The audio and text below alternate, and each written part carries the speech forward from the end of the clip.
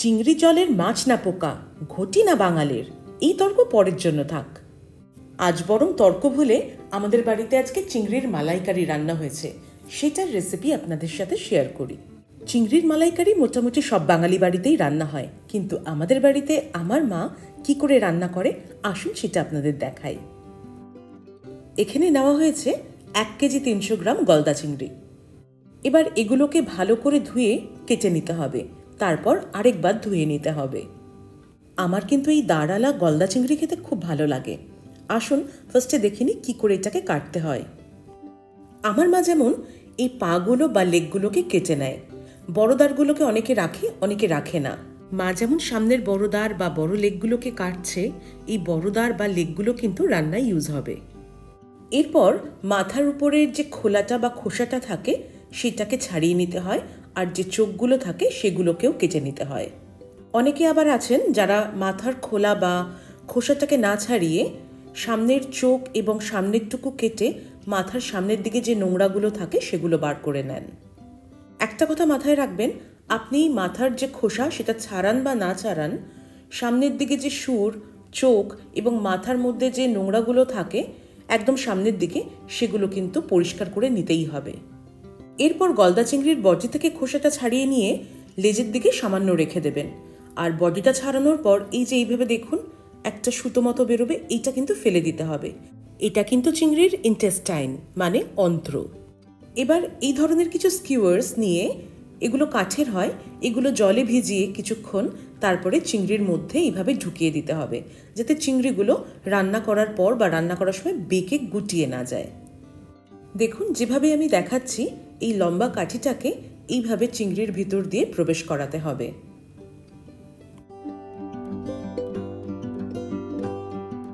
এরপর চিংড়ি মাছগুলোকে হলুদ, নুন এবং শুকনো লঙ্কার গুঁড়ো দিয়ে ভালো করে একটু মাখিয়ে রেখে দিতে হবে, ম্যারিনেট করে কিছুক্ষণের জন্য রাখতে হবে ভাজার আগে। ম্যারিনেশন করার সময় একটু সর্ষের তেলও দিয়ে দিতে পারেন, তাহলে যখন আপনি ভাজবেন, ভাজার সময় কিন্তু সর্ষের তেলগুলো আপনার দিকে ছিটে আসবে না। মাছগুলোকে খুব হালকা হাতে ম্যাসাজ করবেন, দেখবেন যাতে ভেঙে না যায়। এখানে যেমন চিংড়ি মাছের খোলা ছাড়িয়ে রান্না হচ্ছে, আপনি কিন্তু চিংড়ি মাছের খোলাটা রেখেও রান্না করতে পারেন। এবার পরিমাণ মতো সর্ষের তেল নিয়ে তেলটা গরম হলে মাছগুলোকে এপিট ওপিট করে ভেজে নিতে হবে। মনে রাখবেন চিংড়ি মাছ কিন্তু বেশি ভাজা যায় না, তাহলে সেগুলো হার্ড হয়ে যায়, চিউই হয়ে যায়। চিংড়ি মাছের এক একটা সাইড 15 to 20 সেকেন্ডস ভাজলেই এনাফ।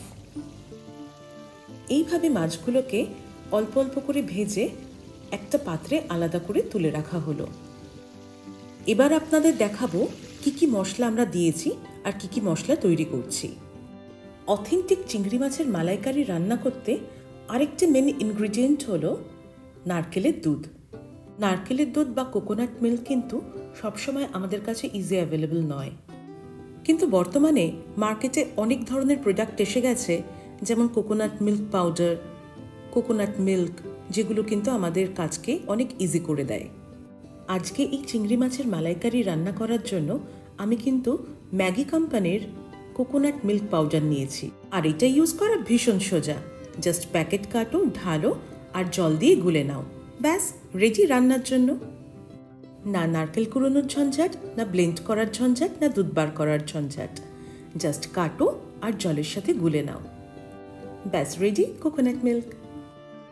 এবার বলবো বাকি মশলাগুলোর কথা। এখানে নিয়েছি 50 থেকে 100 গ্রাম কাজু, 2 চামচ পোস্ত এবং 4 চামচ সর্ষে। এগুলো জলে কিছুক্ষণ ভিজিয়ে রেখে তারপর ব্লেন্ড করে নিতে হবে। এবার নিতে হবে 100 গ্রাম টক দই। টক দইটাকে ভালো করে ফেটিয়ে স্মুথ করে নিতে হবে। টক দই ভালো করে ফেটিয়ে নিয়ে স্মুথ করে রান্নায় দিলে রান্নার টেক্সচার ক্রিমি হয় এবং দইটা রান্নায় দিলে ফেটে যায় না, মানে ছানা ছানা হয়ে যায় না। এখানে নেওয়া হয়েছে পরিমাণ মতো আদা এবং রসুন, সেটাকে জল দিয়ে ভালো করে পেস্ট করে নেওয়া হলো। এবার মিডিয়াম সাইজের 3-4টা অনিয়ন নিয়ে কেটে সেগুলোকে পেস্ট করে রাখুন।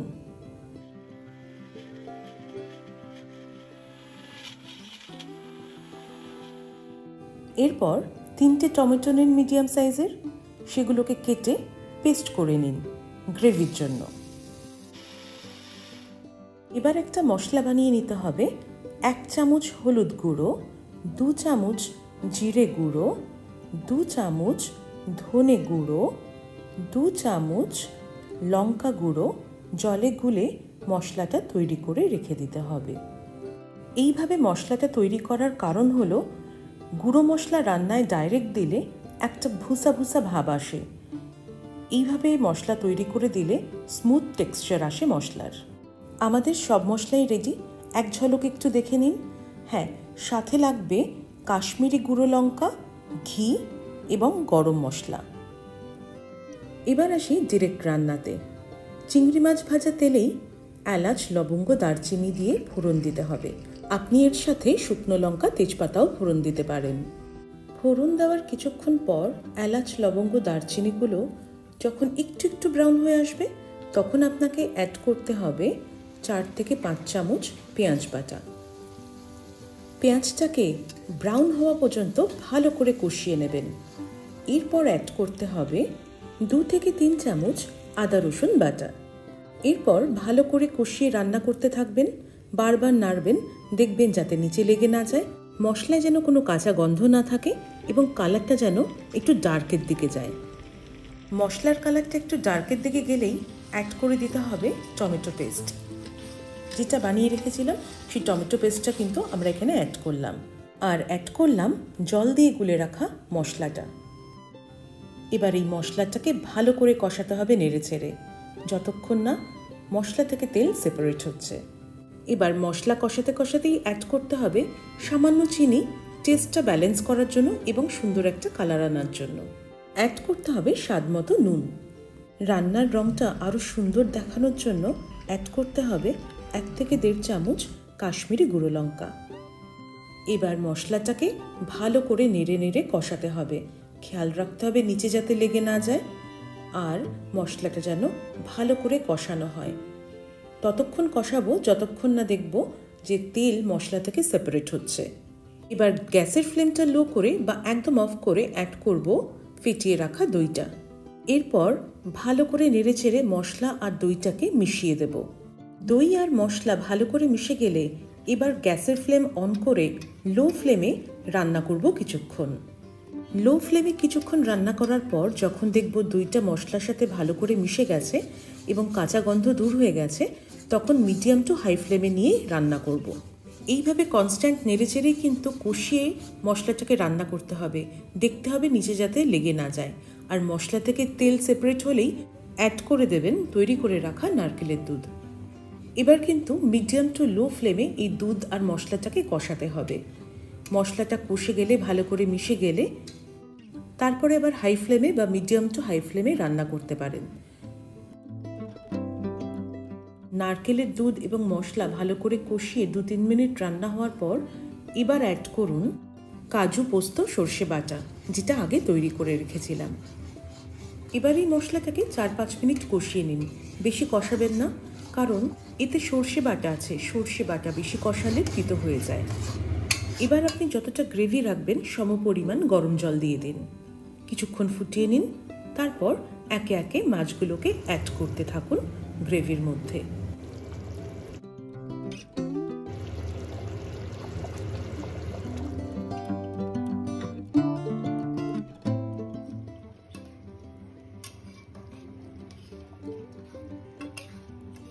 গ্রেভির মধ্যে 10 মিনিট ভালো করে ফোটানোর পর এরপরে অ্যাড করুন এর মধ্যে কাঁচা লঙ্কা, ঘি এবং গরম মশলা। ব্যাস, এবার নামিয়ে ফেলুন। দেখুন, চিংড়ি মাছের মালাইকারি কিন্তু রেগুলারের খাবার নয়, এটা মাঝে মধ্যে হয়, তাই ঘি দিতে কিন্তু কার্পণ্য করবেন না। রান্না শেষে ঘি এবং সামান্য একটু গরম মশলা, 1/2 চামচ, রান্নার টেস্ট কিন্তু একদম চেঞ্জ হয়ে যায়। ঘি গরম মশলা দেওয়ার পর কিন্তু বেশিক্ষণ নাড়াচাড়াও করবেন না, বেশিক্ষণ রান্নাও করবেন না। হালকা হাতে একটু নেড়ে চেড়ে 2 মিনিট মতো রেখে নামিয়ে ফেলবেন। ব্যাস, আর কি, আপনার চিংড়ি মাছের মালাইকারি রেডি টু সার্ভ।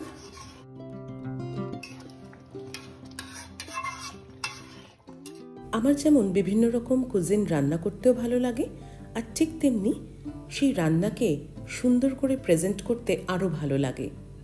একটা প্রচলিত কথা আছে, পেহলে দর্শনধারী ফের গুণ বিচারি। যে কোনো খাবারকে খুব সুন্দর করে প্রেজেন্ট করলে আমার মনে হয় খাওয়ার ইচ্ছে এবং স্বাদটা আরও বেশি গুণ বেড়ে যায়। যাই হোক, অনেক কথা হলো, রান্না হলো, এবার আমি খেতে বসে যাই। আমার আর তর্স হয়েছে না, বিশ্বাস করুন। চিংড়ি মাছের মালাইকারিটার এত সুন্দর গন্ধ বেরিয়েছে, আমার মনে হচ্ছে কখন খেতে বসবো। আপনারাও জানাবেন আপনাদের বাড়িতে আপনারা চিংড়ি মাছের মালাইকারি কি করে করেন। মানে আমি যেভাবে দেখালাম, যে স্পাইসগুলো ইউজ করলাম, এছাড়া কি কোনো স্পেশাল স্পাইস ইউজ করেন আপনারা? যদি করেন তাহলে আমাকে কমেন্ট বক্সে অবশ্যই জানাবেন। আজ তাহলে এই পর্যন্ত, আবার দেখা হচ্ছে অন্য কোনো দিন অন্য কোনো ব্লগে। আর যারা এখনও আমার চ্যানেলটি সাবস্ক্রাইব করেননি, চটপট চ্যানেলটি সাবস্ক্রাইব করে নিন আর বেল আইকনটা হিট করে দিন। আজ তাহলে এখানেই বিদায় নিচ্ছি। সকলে ভালো থাকবেন। Tata, till the next blog.